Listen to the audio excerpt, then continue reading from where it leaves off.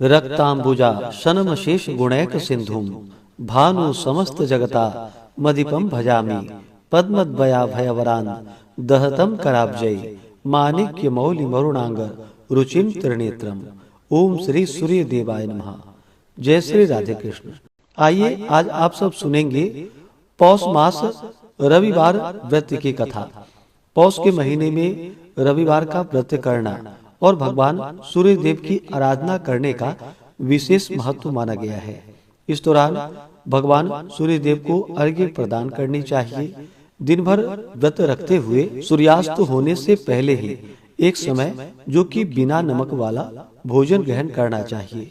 भगवान सूर्य आरोग्यता के दाता है, इससे आरोग्यता की प्राप्ति होती है तथा भगवान सूर्य देव की कृपा से सभी प्रकार के पुत्र धन सुख समृद्धि का आशीर्वाद प्राप्त होता है। तो आइए सुनते हैं रविवार व्रत की कथा।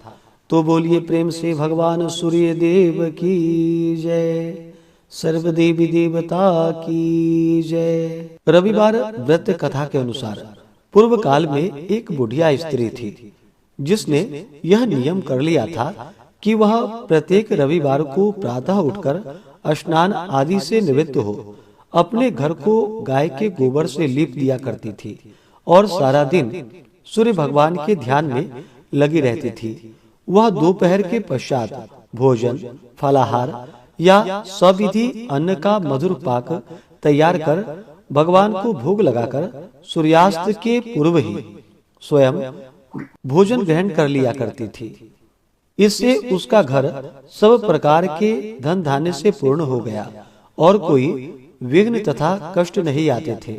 सभी प्रकार से घर में प्रसन्नता व्याप्त रहती थी। जब यूं ही कुछ दिन व्यतीत हो गया तब उसकी पड़ोसन जिसकी गौ का गोबर वह लाया करती थी, वह सोचने लगी कि यह बुढ़िया शीघ्र कैसे धनी हो गई।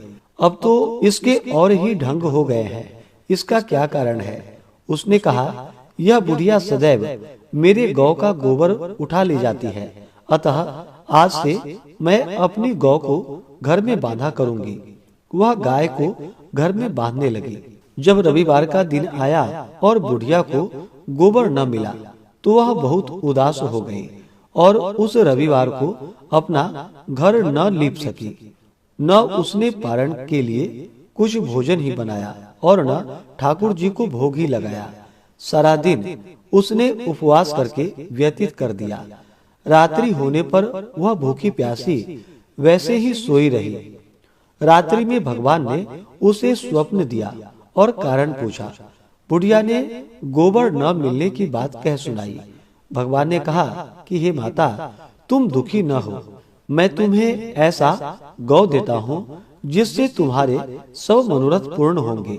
तुम जो रविवार के दिन गौ के गोबर से घर को लीपकर भोजन बनाकर मुझे भोग लगाती थी और फिर स्वयं भोजन करती थी, उसी से प्रसन्न होकर मैं तुम्हें यह वर देने आया हूँ।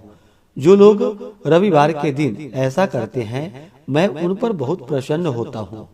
पुण्य आत्माओं को वर देना तो मेरा कार्य ही है। अंधों को आंख देना, कोटियों को काया, बांझन को पुत्र देना और निर्धन को धन, फिर अंत में मुक्ति प्रदान करना तो मेरा मुख्य कार्य है। स्वप्न में उस वृद्धा को ऐसा वर देकर भगवान अंतर ध्यान हो गए। जब प्रातः काल बुढ़िया सोकर उठी तो क्या देखती है कि उसके घर के आंगन में बछड़े वाली एक अनन्य सुंदर गाय बंधी है। बुढ़िया को स्वप्न का ध्यान आया। उसने समझा सब भगवान की माया है। चुपचाप उसने गौ को वहां से हटाकर घर के बाहर बांध दिया और वहीं पर उसके लिए नाद बना उसमें खली भूसा आदि डाल दिए। गौ प्रेम से खाने लगी। यह देखकर उसकी पड़ोसन का हृदय ईर्ष्या से जल गया और जब उसने यह देखा कि यह गौ तो सोने का गोबर करती है तब तो उसे और भी आश्चर्य हुआ। वह उसकी गौ का गोबर उठा ले गई और उसके स्थान पर अपनी गौ का गोबर रख कर गई। वह इसी प्रकार नित्य करती रही और बुढ़िया को इसका कुछ भी पता न चला। इस पर भगवान ने सोचा बेचारी बुढ़िया तो इस कुटिल पड़ोसन से ठगी जा रही है, इसका क्या उपाय करे। फिर तो भगवान ने प्रबल आंधी चला दी, जिससे नितांत अंधकार व्याप्त हो गया। तब अंधकार के भय से बुढ़िया ने अपनी गौ को घर के अंदर लाकर बांध दिया। जब रात्रि व्यतीत हो गई और बुढ़िया ने प्रातः काल उठकर देखा तो गौ ने सोने का गोबर किया था। फिर तो उसे बड़ा आनंद हुआ, वह बड़ी प्रसन्न हुई। अब तो वह प्रतिदिन गौ को घर के अंदर बांधने लगी। इसी से जब उसकी पड़ोसन का दाव नहीं चलता, तब ईर्षा और द्वेष से जलकर उसने वहां के राजा की सभा में जाकर यह कह दिया कि महाराज, मेरी पड़ोसन एक बुढ़िया है, जिसके पास एक ऐसा गाय है जो उसके पास न रहने योग्य है, तथा आप जैसे राजा महाराजाओं के पास ही रहने योग्य है, क्योंकि वह नित्य सोने का गोबर देती है। आप उस गौ को मंगवाकर सोना प्राप्त कीजिए और उससे प्रजा का हित कार्य कीजिए। वह सोना बुढ़िया के किसी काम का नहीं है। राजा ने अपने सिपाही भेजकर उसकी गाय को मंगवा लिया। जब वह गाय महल में आई तो उसकी सुंदरता को देखकर राजा प्रसन्न हुआ और उसे महल के अंदर बंधवाकर वहां रक्षक नियुक्त कर दिए, तथा यह आज्ञा दे दी कि मेरी आज्ञा के बिना इसका गोबर कोई न उठाने पावे।